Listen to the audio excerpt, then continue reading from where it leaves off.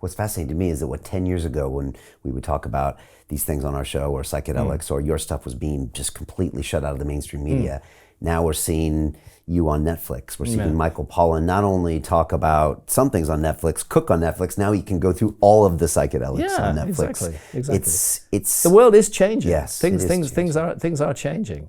And I have hope in that. I think that what I see also amongst my readers and amongst people who've given me feedback from the show, just general viewers, is that there is a growing questioning mood in society, that people are not willing to be told what to think by so-called experts. Yeah?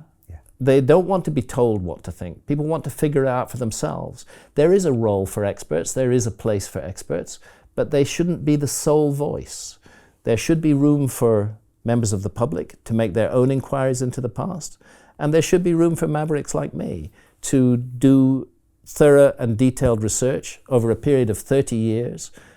I've been doing that research, and to present that research to the public and let the public make up their own minds.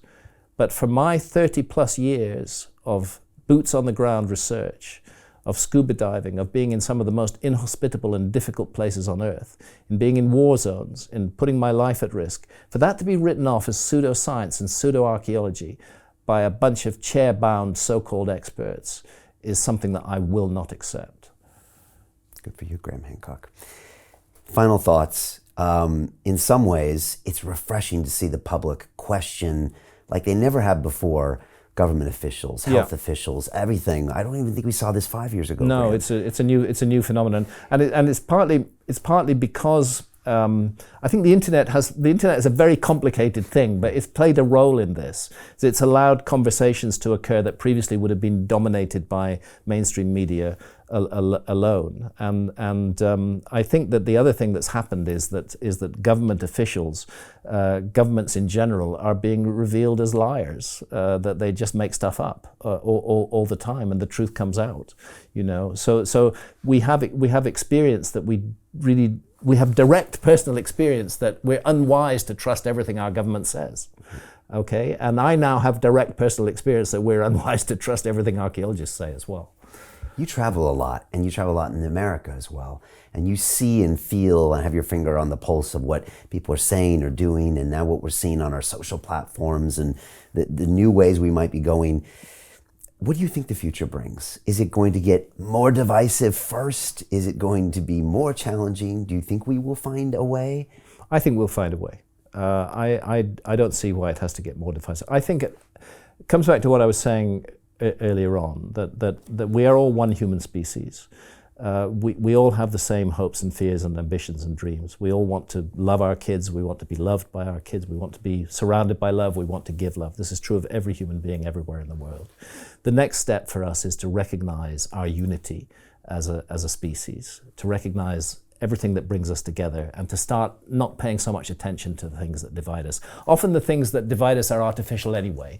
They're invented by politicians. Politicians thrive on division. You know, a politician becomes necessary if you have some enemy that is built up that needs to be fought. Then you feel you need a leader who's going to help you against that. The politicians of all kinds in all countries in the world are playing this game, making their population feel afraid and suspicious and feel hatred towards other people. In many ways, the huge problems that we face in the world result from the very low quality of leadership that we have in the world today. Very, very poor leadership, which is not motivated by concerns for the future of human race, but is only motivated by the immediate interests of the politicians concerned. And the veil is being ripped away from this now. People are realizing how many lies they've been told by those authority figures. And that is then leading to questioning of other authority figures all around the world. And I think part of the reaction to Ancient Apocalypse is because I am questioning a particular group of authority figures. I'm questioning the archaeologists who claim to control, to have full knowledge of our past. I'm questioning them. And The Guardian actually expressed it that way. Where does it stop? If he questions archaeologists, what's going to be questioned next? Our governments? You know? I mean, they clearly regard it as a slippery slope. If somebody starts questioning any kind of authority, then this is a danger to all authority. Well, perhaps it is, and perhaps it's needed. Perhaps we need to take a fresh look at the way we function as human beings on this planet and the way we relate to one another. And the very first thing we're going to have to do is get rid of this really low class of leadership that presently is running the world. When you sat down at my table in our old studio 10 years ago, Graham, one of the most poignant things you said was anyone who would consider running for political office should have 10 ayahuasca ceremonies. Absolutely. I remember you said that. I think you said it maybe on our show first. I stand by it as well. Yeah, I probably was on your show first. I absolutely think this because of the way that psychedelics, and ayahuasca is particularly effective in this regard, but because of the way that they jolt us out of a rigid framework and start us being open to other thoughts, I think that if politicians were required to have 10 sessions of ayahuasca before they could even apply for the job, oh, you've not had 10 sessions of ayahuasca? Sorry, you can't apply for the job. If they'd had those 10 sessions before they applied for the job, those 10 sessions would confront them with their own baggage. That's the very first thing that ayahuasca does, is it stuffs your own baggage right in your face. The harm and the damage and the hurt you've done is thrown at you. And this is you. Deal with it. They would have to deal with that. By the time they'd been through 10 sessions, I would say the vast majority of them wouldn't want to become politicians at all. They'd want to work on their own lives instead, to become better people than they were before. And they would realize that the path that they want to lead us down in terms of politics is a path of destruction aimed only at their own self-interest. They just wouldn't carry on in that role. And those who did carry on wanting to be leaders would be better leaders than they otherwise might have been, because they'd have been forced into that introspection and looking at how they behave and about how their behavior impacts and influences others. And this is something that politicians almost never do. They look at how it affects their numbers. They look at how it affects their votes. That's what they're interested in, not on the long-term consequences of the decisions they make. Yeah, well, if I had become mayor of London, I would have at least had 6 ceremonies. And, when I had those ceremonies in Costa Rica a few years ago in the movie Reconnect, you also have parts in as you're talking to me in the studio.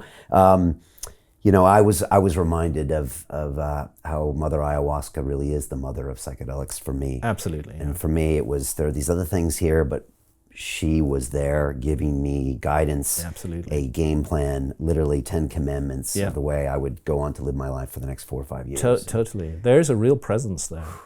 There's a real presence, and most often that presence manifests in female form. We speak of Mother Ayahuasca. This is a reality for anybody who's done a sufficient amount of work with ayahuasca. Those who haven't experienced ayahuasca just dismiss it and think, oh, this is impossible.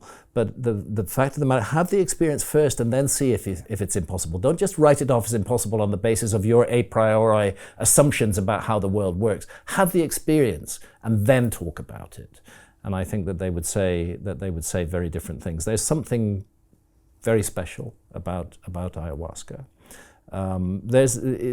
There's even something special about its manufacture and the way that it is made. As you know, it's 2 different plants. One of them contains dimethyltryptamine, which is not orally active, and the other contains a monoamine oxidase inhibitor, which allows the DMT to be orally activated. This is a curious thing because the monoamine oxidase inhibitor is contained in the ayahuasca vine. It is not psychedelic in its own right. The DMT is contained in the leaves of the chacruna plant. It is not active orally in its own right. You can make a tea of hundreds of leaves and drink it. You won't have any effect whatsoever. So we have 2 plants that are inactive on their own. But when you put them together, they produce this extraordinary brew that allows the powerful psychedelic effects of dimethyltryptamine to be mediated for 4 or 5 hours. When people smoke DMT, which is the only other way to get it into your system quickly and easily, they have a 10-minute journey to the other side of reality. With ayahuasca, that's much slower, much more moderated, much more organic. You feel yourself to be part of this jungle, and you have a sense that we're dealing with the mother goddess of this planet, who deeply cares about the human race, and who has time for each individual to say, examine your own behavior, This is what you were in the past. You don't have to go on doing that. You can change your behavior. You can become a more nurturing, more positive, more helpful human being than you've been before. Ayahuasca teaches these lessons. It's very humbling. She puts us through a humbling experience, and I would like to see all politicians have the guts to put themselves through that humbling experience before they decide to pursue a political career. Hey, it's Brian Rose, founder of the DeFi Academy. I've told you my 4-week crypto bootcamp is amazing, but don't take my word for it. This is what my students are saying. The DeFi Academy was an amazing experience for me. It took me totally out of my comfort zone. In this course, I was challenged, I was held accountable, and pushed to do things that honestly weren't always easy. It's been phenomenal, and I can't believe we're already up on our 4 weeks. It has flown by. Going through this DeFi accelerator by far was one of the best courses I've taken. You do this course, you really get into the nitty-gritty of the activities that will make you comfortable with decentralized finance. Thank you so much to Brian and everyone at London Real and the DeFi Academy for even putting together an amazing course like this. Anybody else that wants to do it, please sign up. It is well worth the money.